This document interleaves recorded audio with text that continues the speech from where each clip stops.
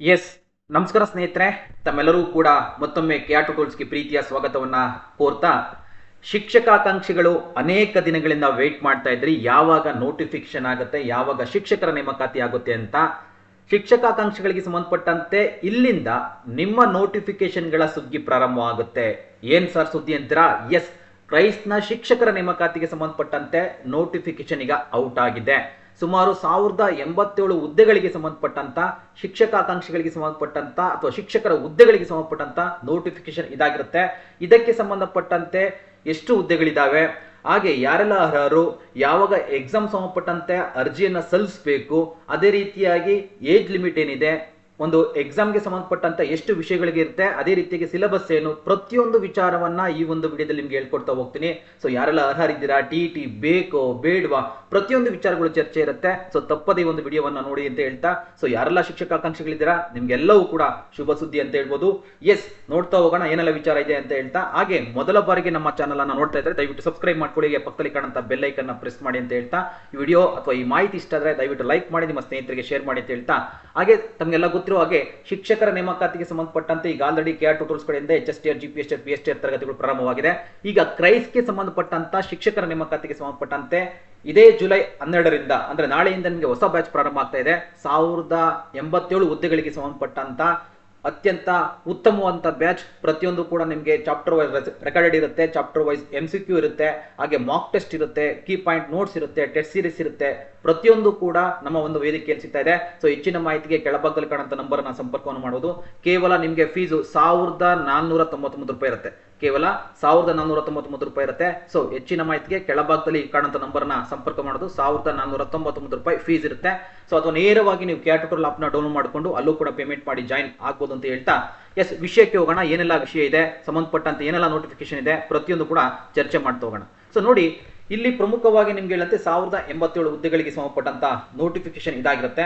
ಪ್ರಮುಖವಾಗಿ ಇಲ್ಲಿ 320 ಹುದ್ದೆಗಳು ಈ ಒಂದು ಏನು ಕಲ್ಯಾಣ ಕರ್ನಾಟಕಕ್ಕೆ ಸಂಬಂಧಪಟ್ಟಂತೆ, ಅದೇ ರೀತಿಯಾಗಿ ಇನ್ನು ಉಳಿದಂತೆ 767 ಹುದ್ದೆಗಳು ಏನು ನಾನ್ ಹೈದರಾಬಾದ್ ಕರ್ನಾಟಕ ಅಂತ ಏನ್ ಕರಿತೀವಿ ಅದಕ್ಕೆ ಸಂಬಂಧಪಟ್ಟಂತೆ ಇರುತ್ತೆ. ಅಂದ್ರೆ ಕೆಕೆ, ಇದೊಂದು ಕೆಕೆಗೆ ಸಂಬಂಧಪಟ್ಟಂತೆ ಕಲ್ಯಾಣ ಕರ್ನಾಟಕ, ಇದನ್ನ ನಾನ್ HK ಅಂತ ಕರಿತೀವಿ ಅಥವಾ ನಾನ್ ಕೆಕೆ ಅಂತಲೂ ಕೂಡ ಕರಿಬಹುದು. ಸೊ ಏನಿದೆ ಅಧಿಸೂಚನೆ, ತಾವೆಲ್ಲ ಕೂಡ ದಿನಾಂಕವನ್ನು ಗಮನಿಸ್ತಾ ಇದ್ದೀರಾ, 10/7/2026 ಅಧಿಸೂಚನೆಗೆ ಸಂಬಂಧಪಟ್ಟಂತೆ ಉಳಿಕೆ ಮೂಲ ವೃಂದ ಅಂದ್ರೆ ಇಟ್ ಮೀನ್ಸ್ ನಾನ್ HK ಅಂತ ಅರ್ಥ. ಅಂದ್ರೆ ಕಲ್ಯಾಣ ಕರ್ನಾಟಕವನ್ನ ಹೊರತುಪಡಿಸಿ ಇರುವಂತ ಒಂದು ಹುದ್ದೆಗಳಿಗೆ ಸಂಬಂಧಪಟ್ಟಂತ ನೇಮಕಾತಿ ಇದಾಗಿರುತ್ತೆ. ಸೊ ಅದು ಕಲ್ಯಾಣ ಕರ್ನಾಟಕ ಕೂಡ ಹೇಳ್ತೀನಿ. ಮೊದಲಿಗೆ ಉಳಿಕೆ ಮೂಲ ವೃಂದ ಅಂದ್ರೆ ನಾನ್ HKಗೆ ಸಂಬಂಧಪಟ್ಟಂತೆ ನೋಡ್ತಾ ಹೋಗೋಣ. ಸೊ ಎಲ್ಲಿ ಬರುತ್ತೆ ನೋಡಿ, ಮುರಾರ್ಜಿ ದೇಸಾಯಿ ಆಗಿರ್ಲಿ, ಕಿತ್ತೂರು ರಾಣಿ ಚೆನ್ನಮ್ಮ ಆಗಿರ್ಲಿ, ಅಟಲ್ ಬಿಹಾರಿ ವಾಜಪೇಯಿ ಆಗಿರ್ಲಿ, ಅದೇ ರೀತಿಯಾಗಿ ಶ್ರೀಮತಿ ಇಂದಿರಾ ಗಾಂಧಿ ಆಗಿರಲಿ, ಅಂಬೇಡ್ಕರ್ ವಸತಿ ಶಾಲೆಗಳಿಗೆ ಸಂಬಂಧಪಟ್ಟಂತ ಈ ಒಂದು ಖಾಲಿ ಹುದ್ದೆಗಳಿರುವಂತಹ ಶಿಕ್ಷಕರ ನೇಮಕಾತಿಗೆ ಸಂಬಂಧಪಟ್ಟಂತ ಅಧಿಸೂಚನೆ ಇದಾಗಿದೆ. ಏನ್ ಕ್ರೈಸ್ ಅಂತ ಏನ್ ಕರಿತೀವಿ, ಕರ್ನಾಟಕ ವಸತಿ ಶಿಕ್ಷಣ ಸಂಸ್ಥೆಗಳ ಸಂಘದ ಒಂದು ಅಧೀನದಲ್ಲಿ ಬರುವಂತ ಈ ವಸತಿ ಶಾಲೆಗಳಿಗೆ ಸಂಬಂಧಪಟ್ಟಂತ ನೇಮಕಾತಿ ಇದಾಗಿರುತ್ತೆ. ಸೊ ಏನೆಲ್ಲ ಇದೆ ಪ್ರಮುಖವಾಗಿ ನೋಡ್ತಾ ಹೋಗೋಣ. ಇಲ್ಲಿ ಮೊದಲಿಗೆ ಯಾವೆಲ್ಲ ಹುದ್ದೆಗಳು ಎಷ್ಟೆಷ್ಟು ಮತ್ತೆ ಯಾವೆಲ್ಲ ವಿಷಯಗಳಿಗೆ ಸಂಬಂಧಪಟ್ಟಂತೆ ಎಷ್ಟೆಲ್ಲ ಹುದ್ದೆಗಳಿದಾವೆ ಅಂತ ನೋಡ್ತಾ ಹೋಗೋಣ. ನೋಡಿ, ಇಲ್ಲಿ ಕನ್ನಡ ಒಂದು ಭಾಷಾ ಶಿಕ್ಷಕರಿಗೆ ಸಂಬಂಧಪಟ್ಟಂತೆ 103 ಹುದ್ದೆಗಳು, ಮತ್ತೆ ಇಲ್ಲಿ 3 ಅಂತ ಹೇಳಿದ್ದಾರೆ. ಅಂದ್ರೆ ಇಂದಿನ ನೇಮಕಾತಿಯಲ್ಲಿ ಭರ್ತಿಯಾಗದೆ ಉಳಿದಿರುವಂತಹ ಹಿಂಬಾಕಿ ಹುದ್ದೆಗಳು ಅಂತ ನಾವು ಹೇಳ್ಬೋದು. 3 ಹುದ್ದೆಗಳು. ಹಾಗೆ ಆಂಗ್ಲ ಭಾಷೆಗೆ ಸಂಬಂಧಪಟ್ಟಂತ ಅಂದ್ರೆ ಇಂಗ್ಲಿಷ್ ಶಿಕ್ಷಕರಿಗೆ ಸಂಬಂಧಪಟ್ಟಂತ 108 ಹುದ್ದೆಗಳು ಪ್ಲಸ್ 8 ಅಂತ ನೋಡ್ತಾ ಹೋಗ್ತೀವಿ.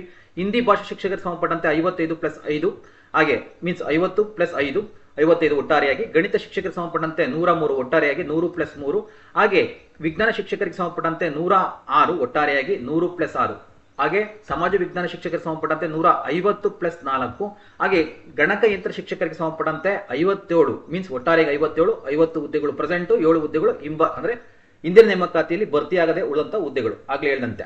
ಹಾಗೆ ದೈಹಿಕ ಶಿಕ್ಷಕರು ವೆರಿ ಇಂಪಾರ್ಟೆಂಟ್. ಅನೇಕ ಜನ ಗಣಕ ಯಂತ್ರ ಅಂದ್ರೆ ಕಂಪ್ಯೂಟರ್ ಟೀಚರ್ಸ್ ಆಗುತ್ತಾ ಅಥವಾ ಒಂದಿಷ್ಟು ಫಿಸಿಕಲ್ ಎಜುಕೇಶನ್ ಟೀಚರ್ಸ್ ಸಂಬಂಧಪಟ್ಟಂತೆ ನೋಟಿಫಿಕೇಶನ್ ಆಗುತ್ತಾ ಅಂತ ವೇಟ್ ಮಾಡ್ತೀರಿ. ಎಸ್, ನಿಮಗೆ ಒಟ್ಟಾರೆಯಾಗಿ 81 ಹುದ್ದೆಗಳು ಎಲ್ಲಿ ನಾನ್ HK ಸಂಬಂಧಪಟ್ಟಂತೆ. ಸೊ ಇದು ವೆರಿ ಇಂಪಾರ್ಟೆಂಟ್. HKದು ಕೂಡ ನಾನು ಆಮೇಲೆ ತಿಳಿಸ್ತೀನಿ ನಿಮಗೆ. ಸೊ ಇಲ್ಲೇನಾಗುತ್ತೆ, ಒಟ್ಟಾರೆಯಾಗಿ 725 ಹುದ್ದೆಗಳಿಗೆ ಸಂಬಂಧಪಟ್ಟಂತೆ ಪ್ರಸ್ತುತವಾಗಿ, ಜೊತೆಗೆ ಹಿಂದೆ ಇದ್ದಂತ ಏನು ನೇಮಕಾತಿಯ ಸಮಯದಲ್ಲಿ ಭರ್ತಿಯಾಗದೆ ಉಳಿದಿರುವಂತಹ ಹಿಂಬಾಕಿ ಹುದ್ದೆಗಳು ಒಟ್ಟಾರೆಯಾಗಿ 47. ಸೊ ಒಟ್ಟು ಹುದ್ದೆಗಳು 767 ಹುದ್ದೆಗಳು ಆಗಿದೆ. ಸೊ ಅದೇ ರೀತಿಯಾಗಿ ನಿಮ್ಗೆ ಏನಾಗುತ್ತೆ, ಈ ಒಂದು ಕಲ್ಯಾಣ ಕರ್ನಾಟಕ ಸಂಬಂಧಪಟ್ಟಂತ ಕೂಡ ಇಲ್ಲಿ ನಾವು ಗಮನಿಸಬಹುದು. ಅಂದ್ರೆ ಎಷ್ಟು ಹುದ್ದೆಗಳಂತ ಎರಡಕ್ಕೂ ಕೂಡ ಸೇಮ್ ನಿಮ್ಗೆ ಕ್ವಾಲಿಫಿಕೇಶನ್ ಇರುತ್ತೆ. ಹುದ್ದೆಗಳನ್ನ ಹೇಳ್ಬಿಡ್ತೀನಿ, ಆ ನಂತರ ನಿಮ್ಗೆ ಏನೆಲ್ಲ ಕ್ವಾಲಿಫಿಕೇಶನ್ಸ್, ಯಾವಾಗ ಡೇಟ್ ಪ್ರಾರಂಭ ಆಗುತ್ತೆ ಎಲ್ಲವನ್ನು ಕೂಡ ಹೇಳ್ತೀನಿ. ಸೊ ಇದು ಕಲ್ಯಾಣ ಕರ್ನಾಟಕಕ್ಕೆ ಸಂಬಂಧಪಟ್ಟಂತ ಒಂದಿಷ್ಟು ನೇಮಕಾತಿಗೆ ಸಂಬಂಧಪಟ್ಟಂತ ಹುದ್ದೆಗಳ ವಿವರ ಆಗಿರುತ್ತೆ ನೋಡಿ ಕೆ. ಓಕೆ, ಸೊ ಇಲ್ಲೂ ಕೂಡ ಕನ್ನಡ ಭಾಷೆಗೆ ಸಂಬಂಧಪಟ್ಟಂತೆ 62 ಹುದ್ದೆಗಳು ಮೀನ್ಸ್ ಇಲ್ಲಿ ನಿಮಗೆ ಹೇಳಿದೆ ಅಂದ್ರೆ 62ರಲ್ಲಿ ಏನಾಗ್ತಾ ಹೋಗುತ್ತೆ ಒಂದಿಷ್ಟು ಉಳಿಕೆ ಮೂಲವೃಂದ ಮೀನ್ಸ್ ಉಳಿಕೆ ಅಂದ್ರೆ ಇಟ್ ಮೀನ್ಸ್ ಹಿಂದೆ ಈ ನೇಮಕಾತಿಯಾದಂತ ಹಿಂಬಾಕಿ ಹುದ್ದೆಗಳು ಅಂತ ಹೇಳ್ಬೋದು. ಸೊ 62, 60+2 ಹಾಗೆ 69 ಅಂತ ಒಟ್ಟಾರೆ ನೋಡಿದಾಗ ಸೊ ಇಂಗ್ಲಿಷ್ಗೆ ಸಂಬಂಧಪಟ್ಟಂತೆ 61+8 ಹಾಗೆ ಹಿಂದಿ ಭಾಷಾ ಶಿಕ್ಷಕರಿಗೆ ಸಂಬಂಧಪಟ್ಟಂತೆ ಒಟ್ಟಾರೆಗೆ 31, 26+5 ಗಣಿತ ಶಿಕ್ಷಕರಿಗೆ ಸಂಬಂಧಪಟ್ಟಂತೆ 35 ಅಂದ್ರೆ ಒಟ್ಟಾರೆಗೆ 35, 29+6 ವಿಜ್ಞಾನ ಶಿಕ್ಷಕರಿಗೆ ಸಂಬಂಧಪಟ್ಟಂತೆ ಒಟ್ಟಾರೆಗೆ 32, 26+6 ಹಾಗೆ ಸಮಾಜ ವಿಜ್ಞಾನ ಶಿಕ್ಷಕರಿಗೆ ಸಂಬಂಧಪಟ್ಟಂತೆ 24 ಒಟ್ಟಾರೆಯಾಗಿ 16+8 ಅಂತ ನೋಡ್ತೀವಿ. ದೈಹಿಕ ಶಿಕ್ಷಣ ಶಿಕ್ಷಕರಿಗೆ ಸಂಬಂಧಪಟ್ಟಂತೆ ಒಟ್ಟಾರೆಯಾಗಿ 33 ಹುದ್ದೆಗಳು 28+5 ಪದವೀಧರ ಇಲ್ಲಿ ಚಿತ್ರಕಲಾ ಶಿಕ್ಷಕರು ವೆರಿ ವೆರಿ ಇಂಪಾರ್ಟೆಂಟ್ ಇಲ್ಲಿ ಚಿತ್ರಕಲಾ ಶಿಕ್ಷಕರು ಕಾಲ್ಫಾರ್ಮ್ ಆಗಿದೆ ನೋಡಿ ಒಟ್ಟಾರೆಯಾಗಿ 17 ಹುದ್ದೆಗಳಿದೆ ಅದರಲ್ಲಿ 15+2 ಹಾಗೆ ಡಿಪ್ಲೊಮಾ ಚಿತ್ರಕಲಾ ಶಿಕ್ಷಕರು ವೆರಿ ವೆರಿ ಇಂಪಾರ್ಟೆಂಟ್ ಸೊ ಇಲ್ಲಿ 17 ಒಟ್ಟಾರೆ ಹುದ್ದೆಗಳು 6 ಮೀನ್ಸ್ 16+1 ಓಕೆನಾ. ಸೊ ಇಲ್ಲಿ ಪ್ರಮುಖವಾಗಿ ವೇತನ ಶ್ರೇಣಿಯನ್ನು ನೋಡೋದಾದ್ರೆ ಈ ಒಂದು ಹುದ್ದೆಗಳಿಗೆ ಸಂಬಂಧಪಟ್ಟಂತೆ ಅಂದ್ರೆ 1 to 7 ಅಂದ್ರೆ ಇಲ್ಲಿಂದ ಹಿಡ್ಕೊಂಡು ಇಲ್ಲಿಯವರೆಗೂ ಕೂಡ ಏನಾಗುತ್ತೆ 54,175 ರೂಪಾಯಿಂದ ಹಿಡ್ಕೊಂಡು 99,400 ರೂಪಾಯಿ ಇದು ನಿಮಗೆ ಸ್ಕೇಲ್ ಇರುತ್ತೆ. ಅಂದ್ರೆ 54,175 ರೂಪಾಯಿಂದ ನಿಮಗೆ ಸ್ಟಾರ್ಟ್ ಆಗ್ತಾ ಹೋಗುತ್ತೆ. ಅದಕ್ಕೆ ನಿಮ್ಗೆ ಎಲ್ಲವೂ ಕೂಡ HRA DA ಎಲ್ಲವೂ ಕೂಡ ಆಡ್ ಆಗ್ತಾ ಹೋಗುತ್ತೆ. ಸೊ ಇಲ್ಲಿಂದ ಪ್ರಾರಂಭ ಆಗುತ್ತೆ. ಸೊ ಇವೆರಡು ಹುದ್ದೆಗಳಿಗೆ ಸಂಬಂಧಪಟ್ಟಂತೆ 49,050 ರೂಪಾಯಿಂದ ಹಿಡ್ಕೊಂಡು 92,500 ರೂಪಾಯಿವರೆಗೂ ಕೂಡ ಇರುತ್ತೆ ಈ ಒಂದು ಹುದ್ದೆಗಳಿಗೆ ಸಂಬಂಧಪಟ್ಟಂತ ಪೇ ಸ್ಕೇಲ್ ಓಕೆನಾ. ಸೊ ಇಲ್ಲಿ ನೋಡ್ತಾ ಹೋಗೋಣ ಎರಡಕ್ಕೂ ಕೂಡ ಸೇಮ್ ಇನ್ಫಾರ್ಮೇಶನ್ಸ್ ಇರುತ್ತೆ ಬಟ್ ಹುದ್ದೆಗಳು ಬೇರೆ ಇದೆ. ಇಲ್ಲಿ ನಾನು ಎಕ್ಸ್ಪ್ಲೈನ್ ಮಾಡ್ತಾ ಹೋಗ್ತೀನಿ. ಸೇಮ್ ಅಗೇನ್ ಇಲ್ಲೂ ಕೂಡ ಅಷ್ಟೇ ಏನ್ ನಮಗೆ ನೋಡುವಂತೆ ಇವೆಲ್ಲ ಹುದ್ದೆಗಳಿಗೆ ಸಂಬಂಧಪಟ್ಟಂತೆ ಏನು ಪೇ ಸ್ಕೇಲ್ ನೋಡ್ತಾರೆ ನಿಮ್ಗೆ ಹೇಳಂತೆ 54,175ರಿಂದ 99,400 ರೂಪಾಯಿ ಇದೆ. ಇದು ಒಂದಿಷ್ಟು ಪೇ ಸ್ಕೇಲ್ಗೆ ಸಂಬಂಧಪಟ್ಟಂತೆ. ಎಸ್ ಸರ್, ಈಗ ಯಾವೆಲ್ಲ ಹುದ್ದೆಗಳಿಗೆ ಯಾರೆಲ್ಲ ಅರ್ಹರು ಏನು ಶೈಕ್ಷಣಿಕ ವಿದ್ಯಾರ್ಹತೆನ ನೋಡ್ತಾ ಹೋಗೋಣ. ಇಲ್ಲಿ ಕನ್ನಡ ಭಾಷಾ ಶಿಕ್ಷಕರಿಗೆ ಸಂಬಂಧಪಟ್ಟಂತೆ ಇಲ್ಲಿ ಮಾನ್ಯತೆ ಪಡೆದಂತ ವಿಶ್ವವಿದ್ಯಾಲಯದಿಂದ ಕನ್ನಡ ಭಾಷೆಯನ್ನ ಒಂದು ಐಚ್ಛಿಕ ವಿಷಯವನ್ನಾಗಿ ಓದಿ ಕಲಾ ವಿಭಾಗದಲ್ಲಿ ಸ್ನಾತಕ ಪದವಿಯನ್ನ ಪಡೆದಿರಬೇಕು. ನೋಡಿ ಸ್ನಾತಕ ಪದವಿಯನ್ನ ಪಡೆದಿರಬೇಕಾಗತ್ತೆ.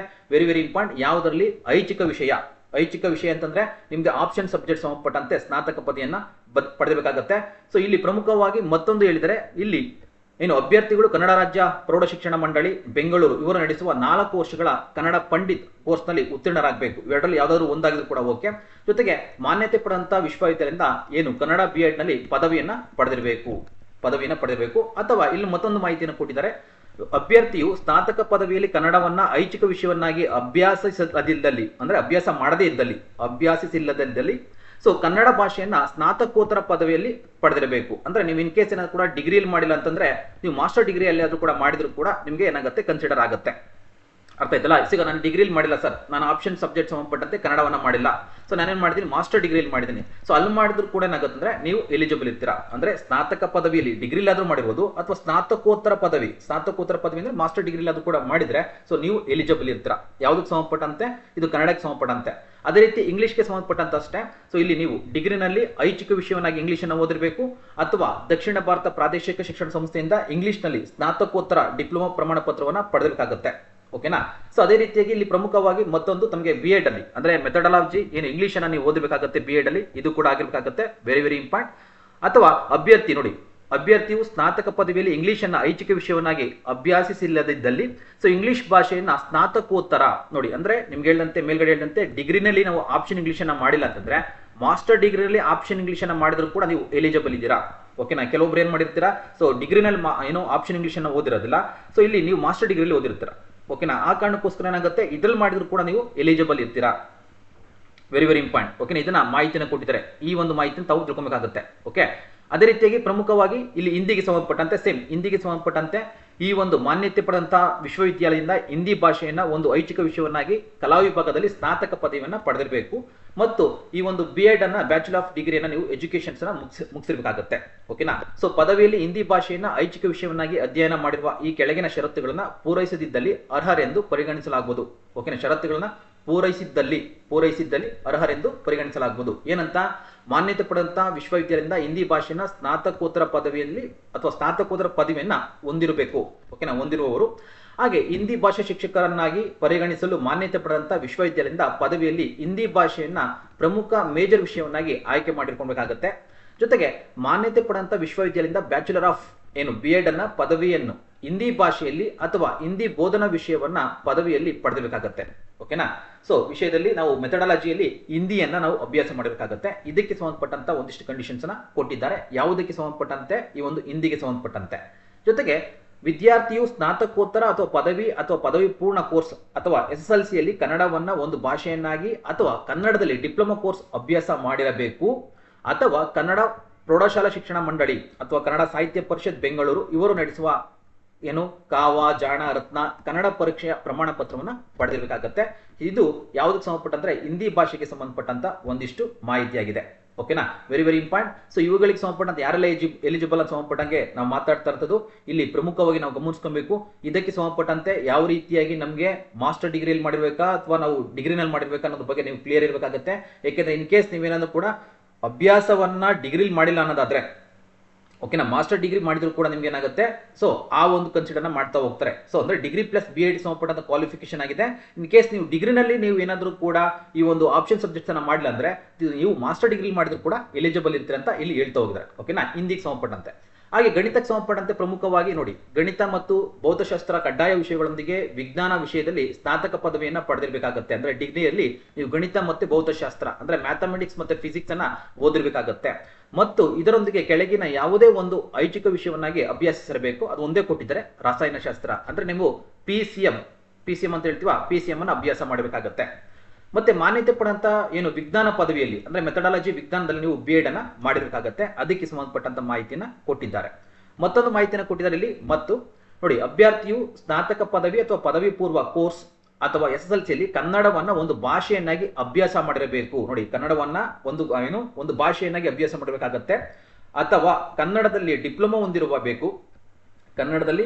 ಹೊಂದಿರಬೇಕು, ಅಥವಾ ಕರ್ನಾಟಕ ಪ್ರೌಢ ಶಿಕ್ಷಣ ಮಂಡಳಿ ಮತ್ತು ಕನ್ನಡ ಸಾಹಿತ್ಯ ಪರಿಷತ್ ಬೆಂಗಳೂರು ಇವರು ನಡೆಸುವಂತ ಕನ್ನಡ ಪ್ರಮಾಣ ಪತ್ರದ ಕೋರ್ಸ್ ನಲ್ಲಿ ಕಾವ, ಜಾಣ, ರತ್ನದಲ್ಲಿ ಉತ್ತೀರ್ಣರಾಗಬೇಕು. ಅಂದ್ರೆ ಇದು ಎಲ್ಲವೂ ಕೂಡ ಈ ಕಂಡೀಷನ್ಸ್ ನಿಮ್ಗೆ ಎಲ್ಲ ಸಬ್ಜೆಕ್ಟ್ ಸಂಬಂಧಪಟ್ಟಂಗೆ ಬರುತ್ತೆ. ಅದು ಕನ್ನಡ ಆಗಿರ್ಲಿ, ಇಂಗ್ಲಿಷ್ ಆಗಿರ್ಲಿ, ಹಿಂದಿ ಆಗಿರ್ಲಿ, ಗಣಿತ ಆಗಿರ್ಲಿ, ವಿಜ್ಞಾನ ಆಗಿರ್ಲಿ, ಎಲ್ಲವಕ್ಕೂ ಸಂಬಂಧಪಟ್ಟಂತೆ ಈ ಕಂಡೀಷನ್ಸ್ ಬರುತ್ತೆ. ಓಕೆನಾ, ಇದನ್ನ ನಾವು ಗಮನಿಸ್ತಾ ಇದ್ದೀವಿ. ಸೊ ವಿಜ್ಞಾನಕ್ಕೆ ಸಂಬಂಧಪಟ್ಟಂತೆ ಕಡ್ಡಾಯವಾಗಿ ರಸಾಯನಶಾಸ್ತ್ರ ವಿಷಯದೊಂದಿಗೆ ಮತ್ತು ಕೆಳಕಂಡ ಯಾವುದೇ ಒಂದು ಐಚ್ಛಿಕ ವಿಷಯದೊಂದಿಗೆ ಅಂದ್ರೆ ಸಸ್ಯಶಾಸ್ತ್ರ ಆಗಿರ್ಲಿ, ಬಾಟ್ನಿ ಆಗಿರ್ಲಿ, ಝೂವಾಲಜಿ ಆಗಿರ್ಲಿ, ಈ ಒಂದು ವಿಜ್ಞಾನದಲ್ಲಿ ಸ್ನಾತಕ ಪದವಿಯನ್ನ ಪಡೆದಿರಬೇಕಾಗತ್ತೆ. ಅಂದ್ರೆ ಇಲ್ಲಿ ನಮ್ಗೆ ಏನಾಗುತ್ತೆ, ನಾವು ಈ ಒಂದು CBZ ಅಂತ ಕರಿತೀವ ನೋಡಿ, ಏನಾಗುತ್ತೆ ಇಲ್ಲಿ ಕೆಮಿಸ್ಟ್ರಿ, ಇದಕ್ಕೆ ಬಾಟ್ನಿ ಆಗಿರ್ಲಿ, ಝೂವಾಲಜಿ ಆಗಿರ್ಲಿ, ಇಷ್ಟನ್ನು ನೀವು ಸ್ಟಡಿಯನ್ನ ಮಾಡಿರಬೇಕಾಗತ್ತೆ. ಜೊತೆಗೆ ಈ ಒಂದು ವಿಜ್ಞಾನ ವಿಷಯದಲ್ಲಿ ನೀವೇನ್ ಮಾಡಬೇಕು ಅಂದ್ರೆ BID ಅನ್ನ ಮಾಡಿರಬೇಕಾಗತ್ತೆ. ಎಗೇನ್ ನಿಮ್ಗೆ ಕನ್ನಡ ವಿಷಯಕ್ಕೆ ಸಂಬಂಧಪಟ್ಟಂತೆ ನಿಮ್ಗೆ ಹೇಳಿದಂತೆ ಎಲ್ಲಾ ವಿಷಯಗಳಿಗೆ ಇದು ಕಂಪಲ್ಸರಿಯಾಗಿ ಇದನ್ನ ನೀವು ಕನ್ನಡ ಒಂದು ಭಾಷೆಯನ್ನ SSLC ಲಿ ಓದಬೇಕಾಗತ್ತೆ. ಇಲ್ಲ ಅಂದ್ರೆ ಏನ್ ಕಂಡೀಷನ್ಸ್ ಕೊಟ್ಟಿದ್ದಾರೆ ಅದೇ ಪ್ರಕಾರವಾಗಿ ನೀವು ಉತ್ತೀರ್ಣರಾಗಿರ್ಬೇಕಾಗತ್ತೆ. ಹಾಗೆ ಸಮಾಜ ವಿಜ್ಞಾನ ಶಿಕ್ಷಕರಿಗೆ ಸಂಬಂಧಪಟ್ಟಂತೆ ಸೇಮ್, ಅವರು ಕೂಡ ಇತಿಹಾಸ, ಅರ್ಥಶಾಸ್ತ್ರ, ರಾಜ್ಯಶಾಸ್ತ್ರ, ಸಮಾಜಶಾಸ್ತ್ರ, ಭೂಗೋಳಶಾಸ್ತ್ರ, ಸೊ ಯಾವುದಾದ್ರೂ 2 ಐಚ್ಛಿಕ ವಿಷಯ, ಇದರಲ್ಲಿ ಯಾವುದಾದ್ರೂ ಕೂಡ 2 ಐಚ್ಛಿಕ ವಿಷಯಗಳನ್ನ ನೀವು ಸ್ಟಡಿಯನ್ನ ಮಾಡಿರಬೇಕಾಗತ್ತೆ, ಎನಿ 2. ಜೊತೆಗೆ ನೀವು ಕಲಾ ವಿಭಾಗದಲ್ಲಿ ಆರ್ಟ್ಸ್ ಸಂಬಂಧಪಟ್ಟಂತೆ ನೀವು BID ಅನ್ನ ಮಾಡಿರಬೇಕಾಗತ್ತೆ. ಇದು ಸಮಾಜ ವಿಜ್ಞಾನ ಶಿಕ್ಷಕರಿಗೆ ಸಂಬಂಧಪಟ್ಟಂತೆ. ಹೇಗೆ ನಿಮ್ಗೆ ತಿಳಿಸಿರೋ ಹಾಗೆ ಇಲ್ಲೇನಾಗತ್ತೆ ಅಂದ್ರೆ ಇವು ಕನ್ನಡ ಒಂದು ವಿಷಯವನ್ನ SSLC ಯಲ್ಲಿ ಅಭ್ಯಾಸ ಮಾಡಿರಬೇಕು, ಇಲ್ಲಾಂದ್ರೆ ಕಾವ, ಜಾಣ, ರತ್ನವನ್ನ ಉತ್ತೀರ್ಣರಾಗಬೇಕಾಗತ್ತೆ. ಓಕೆನಾ, ಸೊ ಇದು ವೆರಿ ವೆರಿ ಇಂಪಾರ್ಟೆಂಟ್. ಸೊ ಇಲ್ಲಿ ವಿಶೇಷ ಸೂಚನೆಯನ್ನು ಕೊಟ್ಟಿದ್ದಾರೆ.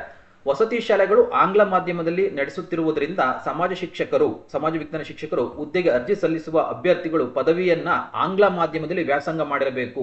ಪದವಿಯನ್ನ ಆಂಗ್ಲ ಮಾಧ್ಯಮದಲ್ಲಿ ವ್ಯಾಸಂಗ ಮಾಡಿರುವ ಬಗ್ಗೆ ಸಂಬಂಧಪಟ್ಟ ವಿಶ್ವವಿದ್ಯಾಲಯದ ರಿಜಿಸ್ಟ್ರಾರ್ ಅವರಿಂದ ಸಂಬಂಧಿಸಿದ ಕಾಲೇಜು ಪ್ರಾಂಶುಪಾಲರಿಂದ ಅಧಿಕೃತ ಪ್ರತಿಯನ್ನ ಪಡೆದುಕೊಂಡು ಮೂಲ ದಾಖಲೆಗಳ ಪರಿಶೀಲನಾ ಸಮಯದಲ್ಲಿ ಹಾಜರುಪಡಿಸತಕ್ಕದ್ದು. ಕೊಟ್ಟರು ಕೈಯಲ್ಲಿ ಏನಂತ ಕೊಟ್ಟರು ನೋಡಿ, ಇಲ್ಲಿ ಇದಕ್ಕೆ ಸಂಬಂಧಪಟ್ಟಂತೆ ಏನ್ ಹೇಳ್ತಾರೆ, ಈ ಒಂದು ಪದವಿಯನ್ನ ಆಂಗ್ಲ ಭಾಷಾ ಮಾಧ್ಯಮದಲ್ಲಿ ವ್ಯಾಸಂಗ ಮಾಡಿರಬೇಕು. ಓಕೆನಾ, ವಸತಿ ಶಾಲೆಗಳು ಆಂಗ್ಲ ಮಾಧ್ಯಮದಲ್ಲಿ ನಡೆಯುತ್ತಿರುವುದರಿಂದ ಸಮಾಜ ವಿಜ್ಞಾನ ಶಿಕ್ಷಕರು ಅಥವಾ ಶಿಕ್ಷಕರ ಹುದ್ದೆಗೆ ಸಂಬಂಧಪಟ್ಟಂತೆ ಅರ್ಜಿ ಸಲ್ಲಿಸುವ ಅಭ್ಯರ್ಥಿಗಳು ಪದವಿಯನ್ನ ಆಂಗ್ಲ ಮಾಧ್ಯಮದಲ್ಲಿ, ಓಕೆನಾ, ಇಲ್ಲಿ ಆಂಗ್ಲ ಮಾಧ್ಯಮದಲ್ಲಿ ಯಾರು ಒಂದಿಷ್ಟು ಸಮಾಜ ವಿಜ್ಞಾನವನ್ನು ಮಾಡಿರ್ತಾರ ಇಲ್ಲಿ ಸಮಸ್ಯೆಯನ್ನ ತಂದಿಟ್ರು. ಓಕೆನಾ, ಅಂದ್ರೆ ಅದರ ಅರ್ಥ, ಸೊ ಇಲ್ಲಿ ಇಂಗ್ಲಿಷ್ ಮೀಡಿಯಂ ಅಲ್ಲಿ ನೀವು ಸೋಷಿಯಲ್ ಸೈನ್ಸ್ ಅನ್ನ ಸ್ಟಡಿಯನ್ನ ಮಾಡಿರ್ಬೇಕಾಗತ್ತೆ. ಸೊ ಅದನ್ನ ಮಾಡಿದವರಿಗೆ ಸಂಬಂಧಪಟ್ಟಂತೆ ಹಾಗಾಗಿ ಪದವಿಯಲ್ಲಿ ವ್ಯಾಸಂಗ ಮಾಡಿರ್ಬೇಕಾಗತ್ತೆ ಆಂಗ್ಲ ಮಾಧ್ಯಮದಲ್ಲಿ ಪದವಿಯನ್ನ. ಅದರ ಅರ್ಥ, ಸೊ ನೀವು ನಾವು ಹೇಳ್ದಲ್ವಾ, ಈ ಒಂದು ಡಿಗ್ರಿನ ಆಂಗ್ಲ ಮಾಧ್ಯಮದಲ್ಲಿ ಮಾಡಬೇಕು ಅಂತ ಹೇಳ್ತಾ ಇದ್ದಾರೆ. ಓಕೆನಾ, ಸೊ ಇದೊಂದು ಸಮಸ್ಯೆಯನ್ನು ತಂದಿಟ್ರು ನೋಡಿ, ಇದನ್ನ ಕೊಟ್ಟಿದ್ದಾರೆ. ನೆಕ್ಸ್ಟ್ ಗಣಕಯಂತ್ರ ಸಂಬಂಧಪಟ್ಟಂತೆ ಈ ಕೆಳಗಿನ, ಇಟ್ ಮೀನ್ಸ್ ಇಂಗ್ಲಿಷ್ ಮೀಡಿಯಂದಲ್ಲಿ ಮಾಡೋದ್ರಿಂದ ಈಗ ಅನೇಕ ಜನ ಕನ್ನಡ ಮೀಡಿಯಂ ಅವರೇ ಜಾಸ್ತಿ ಆಸ್ಪಿರೆಂಟ್ಸ್ ಇದ್ದಾರೆ. ಬಟ್ ಇದನ್ನ ನಮಗೆ ಇಂಗ್ಲಿಷ್ ಮೀಡಿಯಂ ಆಂಗ್ಲ ಮಾಧ್ಯಮದಲ್ಲಿ ವ್ಯಾಸಂಗ ಮಾಡಿರಬೇಕು, ಪದವಿಯನ್ನ ಆಂಗ್ಲ ಮಾಧ್ಯಮದಲ್ಲಿ ವ್ಯಾಸಂಗ ಮಾಡಿರುವ ಬಗ್ಗೆ ಸಂಬಂಧಪಟ್ಟಂತವರು ನೋಡಿ, ಪದವಿಯನ್ನ ಅಭ್ಯರ್ಥಿಗಳು ಓಕೆನಾ. ಸೊ ಇಲ್ಲಿ ನೆಕ್ಸ್ಟ್ ನೋಡೋಣ. ಇಲ್ಲಿ ಗಣಕಯಂತ್ರಕ್ಕೆ ಸಂಬಂಧಪಟ್ಟಂತೆ ಕೆಳಗಿನ ಇಂಜಿನಿಯರಿಂಗ್ ವಿಷಯವನ್ನ ಸ್ನಾತಕೋತ್ತರ ಪದವಿಯಲ್ಲಿ ಪಡೆದಿರಬೇಕಾಗತ್ತೆ. ಅಂದ್ರೆ ಇಂಜಿನಿಯರಿಂಗ್ ವಿಷಯಕ್ಕೆ ಸಂಬಂಧಪಟ್ಟಂತೆ ಯಾರೆಲ್ಲ BE ಮಾಡಿರ್ತಾರ ಇಲ್ಲಿ ಗಣಿತ ವಿಜ್ಞಾನ ಮತ್ತು ವಿಜ್ಞಾನ ಮಾಹಿತಿ ಅಥವಾ ಬ್ಯಾಚುಲರ್ ಆಫ್ ಕಂಪ್ಯೂಟರ್ ಅಪ್ಲಿಕೇಶನ್ ಅಂದ್ರೆ BCA ಅಂತ ಕರಿತೀವಿ. ಗಣಿತ ವಿಜ್ಞಾನದೊಂದಿಗೆ BSc ಅಂದ್ರೆ ನಾವು ಕಂಪ್ಯೂಟರ್ ಸೈನ್ಸ್ ನೊಂದಿಗೆ BSc ಆಗಿರಲಿ ಅದಕ್ಕೆ ತತ್ಸಮಾನ ವಿದ್ಯಾರ್ಹತೆಯನ್ನು ಹೊಂದಿರಬೇಕಾಗುತ್ತೆ. ಇದು ವೆರಿ ವೆರಿ ಇಂಪಾರ್ಟೆಂಟ್. ಜೊತೆಗೆ ನಿಮಗೆ ಕಂಡೀಷನ್ ಸಂಬಂಧಪಟ್ಟಂಗೆ ಇಲ್ಲಿ ಏನ್ ಮಾಡಿದ್ರೆ ಅಂದ್ರೆ ಒಂದಿಷ್ಟು ಏನು ಕನ್ನಡ ಒಂದು ವಿಷಯಕ್ಕೆ ಸಂಬಂಧಪಟ್ಟಂತೆ ಅಭ್ಯಾಸವನ್ನ ಮಾಡಬೇಕಾಗುತ್ತೆ SSLC ಯಲ್ಲಿ. ಓಕೆನಾ. ಇಲ್ಲಿ B.Ed ಏನು ಮೆನ್ಷನ್ ಮಾಡಿಲ್ಲ, B.Ed ಗೆ ಸಂಬಂಧಪಟ್ಟಂತೆ ಯಾವುದೇ ರೀತಿ ಮೆನ್ಷನ್ ಆಗಿಲ್ಲ, ಜಸ್ಟ್ ನಿಮಗೆ ಡಿಗ್ರಿಗೆ ಸಂಬಂಧಪಟ್ಟಂತ ಮಾಹಿತಿನ ಕೊಟ್ಟಿದ್ದಾರೆ. ನೆಕ್ಸ್ಟ್ ಅದೇ ರೀತಿಯಾಗಿ ದೈಹಿಕ ಶಿಕ್ಷಕರು ಮಾನ್ಯತೆ ಪಡೆದಂತ ವಿಶ್ವವಿದ್ಯಾಲಯದಿಂದ ಸ್ನಾತಕ ಪದವಿಯನ್ನು ಪಡೆಯಬೇಕಾಗುತ್ತೆ. ಅಂದ್ರೆ ಡಿಗ್ರಿ ಮುಗಿಸಬೇಕಾಗುತ್ತೆ ಮತ್ತೆ B.Ed ಅನ್ನ ಮಾಡಬೇಕಾಗುತ್ತೆ. ಮತ್ತೆ ಕಡ್ಡಾಯ ಕನ್ನಡವನ್ನ ನೀವು ಏನ್ ಮಾಡಬೇಕಾಗುತ್ತೆ ಮೀನ್ಸ್ ಕನ್ನಡವನ್ನ ನೀವು ಸ್ಟಡಿ ಮಾಡಬೇಕಾಗುತ್ತೆ 10th ಅಲ್ಲಿ. ಇಲ್ಲ ಅಂದ್ರೆ ಸೊ ಇದ್ರ ಪ್ರಕಾರವಾಗಿ ಕಾವ ಜಾಣ ರತ್ನವನ್ನ ನೀವು ಈ ಒಂದು ಅರ್ಹತೆಯನ್ನ ಪಡೆದಿರಬೇಕಾಗುತ್ತೆ. ಇದು ಬೋತ್ ಎಲ್ಲಕ್ಕೂ ಕೂಡ ಸಂಬಂಧಪಟ್ಟಂತೆ HK ಅಂಡ್ ನಾನ್ HK. ಮತ್ತೊಂದು ತಂದಿಟ್ಟರು ನೋಡಿ ಸಮಸ್ಯೆನ. ಏನ್ ಸಮಸ್ಯೆ ಅಂದ್ರೆ ಸಮಸ್ಯೆ ಅಲ್ಲ, ಇದು ಅರ್ಹತೆ. ಓಕೆನಾ. ಅರ್ಹತೆ ಹೊಂದಿರಲೇಬೇಕು. ಏನಾಗುತ್ತೆ ನಮಗೆ ಮಾಸ್ಟರ್ ಡಿಗ್ರಿಲಿ TET ಬೇಡ ಮೀನ್ಸ್ ಸಾರಿ ಏನು B.Ed ಗೆ ಸಂಬಂಧಪಟ್ಟಂತೆ ಅಥವಾ ಏನು HST ಗೆ ಸಂಬಂಧಪಟ್ಟಂತೆ TET ಬೇಡ ಅನ್ನೋ ತರ ಇತ್ತಲ್ಲ, ಆದ್ರೆ ಇಲ್ಲಿ ಕ್ರೈಸಿಗೆ ಸಂಬಂಧಪಟ್ಟಂತೆ ಸೊ ನೀವು ಪೇಪರ್ 2 TET ನ ಎಲಿಜಿಬಲ್ ಆಗಿರಲೇಬೇಕಾಗುತ್ತೆ. ಏನು ನಾವು 1 to 6 ಸಂಬಂಧಪಟ್ಟಂತ ಶಿಕ್ಷಕರ ನೇಮಕಾತಿಗೆ ಸಂಬಂಧಪಟ್ಟಂತೆ ನಾವು ಎಲಿಜಿಬಲ್ ಆಗ್ತೀವಲ್ಲ GPH ಗೆ ಸಂಬಂಧಪಟ್ಟಂತ ಪೇಪರ್ 2, ಆ ಪೇಪರ್ 2 ನ ನೀವು ಎಲಿಜಿಬಲ್ ಆಗಿರ್ಬೇಕಾಗತ್ತೆ. ಅದು TET ಕರ್ನಾಟಕ ನಡೆಸುವಂತ TET ಪತ್ರಿಕೆ ಆಗಿರ್ಬೋದು ಅಥವಾ ಕೇಂದ್ರೀಯ ಅಂದ್ರೆ CTET ನಲ್ಲಾದ್ರೂ ನೀವು ಎಲಿಜಿಬಲ್ ಆಗಿರ್ಬೇಕಾಗತ್ತೆ. ನೆನ್ಪಿಟ್ಕೊಳ್ಳಿ, ವೆರಿ ವೆರಿ ಇಂಪಾರ್ಟೆಂಟ್. ಅಂದ್ರೆ ನಮ್ಗೆ ಇಲ್ಲಿ TET ಕಡ್ಡಾಯ ಅಂತ ಅರ್ಥ ಆಯ್ತು. ಯಾವ್ದು TET ಪೇಪರ್ 2 ನಲ್ಲಿ ಎಲಿಜಿಬಲ್ ಆಗಿರ್ಬೇಕು. ಅದು ನೀವು ಕರ್ನಾಟಕ ನಡೆಸುವಂತದ್ದಾಗಿರ್ಲಿ ಅಥವಾ ಒಂದಿಷ್ಟು ಈ ಒಂದು ಸೆಂಟ್ರಲ್ ಗೌರ್ಮೆಂಟ್ ನಡೆಸುವಂತ CTET ಆಗಿರ್ಲಿ, ಇವೆರಡರಲ್ಲಿ ಯಾವ್ದಾದ್ರು ಕೂಡ ನೀವು ಎಲಿಜಿಬಲ್ ಆಗಿರ್ಬೇಕಾಗತ್ತೆ. ಯಾವ್ದಾದ್ರು ಒಂದ್ರಲ್ಲಿ. ಓಕೆನಾ. ಇದ್ರಲ್ಲಾದ್ರಾಗೂ ಓಕೆ, ಅಲ್ಲಾದ್ರೂ ಕೂಡ ಓಕೆ. ಓಕೆನಾ. ಸೊ ಇಲ್ಲಿ ಪ್ರಮುಖವಾಗಿ ಮತ್ತೊಂದು ಮಾಹಿತಿನ ಕೊಡ್ತಾ ಹೋಗಿದ್ರೆ ಅನೇಕ ಮಾಹಿತಿಗಳು ಅಂದ್ರೆ ಇಲ್ಲಿ ನೇಮಕಾತಿಗೆ ಸಂಬಂಧಪಟ್ಟಂತ ಅಭ್ಯರ್ಥಿಗಳು ಯಾವುದೇ ಆದ್ರೂ ಕೂಡ ಮುನ್ಸೂಚನೆ ನೀಡಿದ್ರೆ ರದ್ದುಪಡಿಸಬೇಕಂದ್ರೆ ತಪ್ಪಾಗಿದ್ರೆ ಅದಕ್ಕೆ ಸಂಬಂಧಪಟ್ಟಂತ ಮಾಹಿತಿನ ಕೊಡ್ತಾ ಹೋಗಿದ್ರೆ. ಓಕೆನಾ. ಸೊ ಇಷ್ಟು ನಿಮ್ಗೆ ಏನು ಕ್ವಾಲಿಫಿಕೇಶನ್ ಸಂಬಂಧಪಟ್ಟಂತೆ ಏನೆಲ್ಲ ಮಾಡಿರಬೇಕು, ಒಂದಿಷ್ಟು ಡಿಗ್ರಿಲಿ ಮಾಡಿದ್ರೆ ಮಾಸ್ಟರ್ ಡಿಗ್ರಿಲಿ ಅದು ಕೂಡ ಮಾಡಬೇಕಾಗುತ್ತೆ. ಯಾವುದಕ್ಕೆ ಸಂಬಂಧಪಟ್ಟಂತೆ ಲ್ಯಾಂಗ್ವೇಜ್ ಸಂಬಂಧಪಟ್ಟಂತೆ. ಮತ್ತೆ ಅದನ್ನು ಹೊರತುಪಡಿಸಿದ್ರೆ ನಿಮ್ಗೆ ಏನಾಗುತ್ತೆ TET ಕಂಪಲ್ಸರಿ ಆಗಿದೆ. ಮತ್ತೆ ಸೋಷಿಯಲ್ ಸೈನ್ಸ್ ಅಲ್ಲಿ ಸ್ವಲ್ಪ ಏನಾಗುತ್ತೆ ಇಲ್ಲಿ ಏನಂತ ಕರೀತಾರೆ ಅದಕ್ಕೆ ಅಸಮಾಧಾನ ಅಂತ ಹೇಳ್ಕೋಬಹುದು. ಯಾಕೆಂದ್ರೆ ಇಲ್ಲಿ ಸ್ವಲ್ಪ ಇಂಗ್ಲಿಷ್ ಮಾಧ್ಯಮದಲ್ಲಿ ಅವರು ಈ ಒಂದು ಡಿಗ್ರಿನ ಮಾಡಬೇಕಾಗತ್ತೆ. ಯಾವುದು ಸೋಷಿಯಲ್ ಸೈನ್ಸ್ ಸಂಬಂಧಪಟ್ಟಂತ ಅಥವಾ ಏನು ಆರ್ಟ್ಸ್ ಅನ್ನ ನೀವು ಇಂಗ್ಲಿಷ್ ಮಾಧ್ಯಮದಲ್ಲಿ ಮಾಡಬೇಕಾಗತ್ತೆ. ಅದನ್ನ ಕೊಟ್ಟಿದ್ದಾರೆ ಮಾಹಿತಿನ. ಓಕೆನಾ. ಸೊ ಇಲ್ಲಿ ಪ್ರಮುಖವಾಗಿ ಆ ಒಂದು ಸಂಬಂಧಪಟ್ಟಂತ ಸ್ವಲ್ಪ ಸಮಸ್ಯೆ ಆಗಿದೆ ಇಲ್ಲಿ, ಯಾಕೆಂದ್ರೆ ಇಂಗ್ಲಿಷ್ ಮಾಧ್ಯಮದಲ್ಲಿ ಬೋಧನೆ ಮಾಡಬೇಕಾಗಿರೋದ್ರಿಂದ. ನೆಕ್ಸ್ಟ್ ನೋಡ್ತಾ ಹೋಗೋಣ. ಇಲ್ಲಿ ವಯೋಮಿತಿಗೆ ಸಂಬಂಧಪಟ್ಟಂತೆ ಅಂದ್ರೆ GM ಕ್ಯಾಂಡಿಡೇಟ್ ಸಂಬಂಧಪಟ್ಟಂತೆ GMಗೆ ಸಂಬಂಧಪಟ್ಟಂತೆ 45 ವರ್ಷ. ಹಾಗೆ 2A 2B 3A 3B ಸಂಬಂಧಪಟ್ಟಂತ ಅಭ್ಯರ್ಥಿಗಳಿಗೆ 48 ವರ್ಷ. ಸೇಮ್ ಇದು HSTR GPST ಎಲ್ಲವೂ ಕೂಡ ಸೇಮ್ ಇದೇ ತರ ಬರುತ್ತೆ. ಸೊ ಇದೇ ನೀವು ನೋಡ್ಕೊಂತ ಹೋಗಿ. ಹಾಗೆ SC ST ಕ್ಯಾಟಗರಿ 1 ಸಂಬಂಧಪಟ್ಟಂತೆ 50 ವರ್ಷವನ್ನ ನಾವು ನೋಡ್ತಾ ಹೋಗ್ತೀವಿ. ಇಲ್ಲಿ ಒಂದಿಷ್ಟು ಅನೇಕ ಜನಗಳಿಗೆ ಸಡಿಲಿಕೆಯನ್ನು ಕೊಡ್ತಾ ಹೋಗಿದ್ದಾರೆ. ಮಾಜಿ ಸೈನಿಕರಿಗಾಗಿರ್ಬೋದು ಅಥವಾ ಒಂದಿಷ್ಟು ಏನು ಸರ್ಕಾರಿ ಹುದ್ದೆಯಲ್ಲಿ ಸೇವೆಯನ್ನು ಸಲ್ಲಿಸ್ತಾ ಇರ್ತಾರಾಗಿರ್ಬೋದು ಅಥವಾ ಒಂದಿಷ್ಟು ವಿಕಲಚೇತನಕ್ಕೆ ಸಂಬಂಧಪಟ್ಟಂತ ಆಗಿರ್ಬೋದು. ಸೊ ಅದೇ ರೀತಿಯಾಗಿ ವಿಡೋ ಸಂಬಂಧಪಟ್ಟಂತ ಆಗಿರ್ಬೋದು. ಒಂದಿಷ್ಟು ಏನು ಆ ಒಂದು ವಯೋಮಿತಿಯನ್ನು ಮತ್ತಷ್ಟು ಸಡಿಲಿಕೆಯನ್ನು ಮಾಡ್ತಾ ಹೋಗಿದ್ರೆ ಅದು ಕೂಡ ನಾವು ಗಮನಿಸಬಹುದು. ಇಲ್ಲಿ ಪ್ರಮುಖವಾಗಿ ಅರ್ಜಿಯನ್ನು ಸಲ್ಲಿಸೋದು ಯಾವಾಗ, ಆನ್ಲೈನ್ ಮುಖಾಂತರವಾಗಿ ಅರ್ಜಿಯನ್ನು ಸಲ್ಲಿಸೋದು ಯಾವಾಗ ಅಂದ್ರೆ 15ನೇ ತಾರೀಕು.